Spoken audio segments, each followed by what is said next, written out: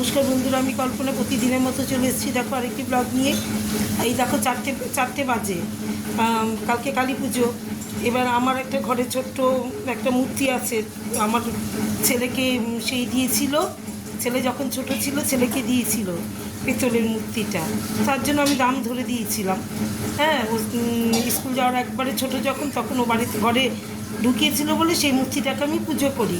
আমি নিজেই এমনি সংকল্প করে রেখেছিলাম। তারপরে সুজনদাকে দিয়ে, সুজনদা আমাকে বলেছিল তুমি এবার নিজেই পুজো করবে কালী পুজোতে, প্রত্যেকবার কালী পুজোয় তুমি নিজে ভোগ দিয়ে তুমি পুজো করতে পারবে, কারো কোনো ব্রাহ্মণের দরকার হবে। তাই সেদিন আমার ছেলে বলেছে মা এবার আমি করবো পুজো। আমি বলি ঠিক আছে, এবার আমি সব ভোগটোগ করে দেব, আমি আমার মতো করে পুজো করি, মাকে ডাকি পুজো করি। এবার বাবু করবে।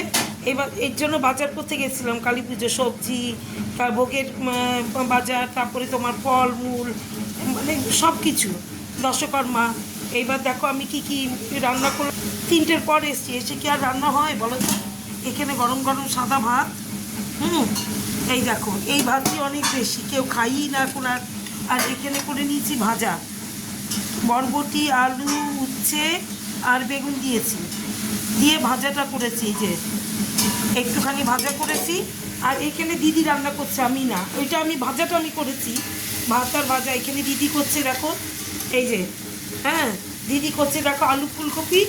আর ছেলেটা অনেক দিন ধরে নিরামিষ চলছে, একটানা শুক্রবার থেকে, তাই আলু ফুলকপির মধ্যে সোয়াবিন দিয়ে দিয়েছে, মানে সোয়াবিন দিয়ে আলু ফুলকপি দিয়ে এটা ঝোল হবে, পাতলা ঝোল। তাহলে এই যে দিদি রান্না করছে দেখো, দেখ টাকা। হাই বন্ধুরা, এই দিদি রান্না আজকে আমি না, আমি এখন সব ওগুলো পরিষ্কার করলাম, ওই যে ঠাকুরের জিনিসপত্র গুছাই।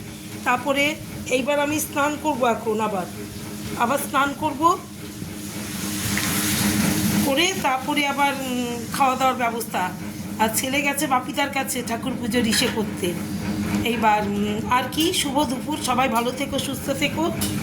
কালকে পুজো দেখাবো, মানে পুজোর ভোগ রান্না করার থেকে আরম্ভ করে সব কিছু দেখাবো।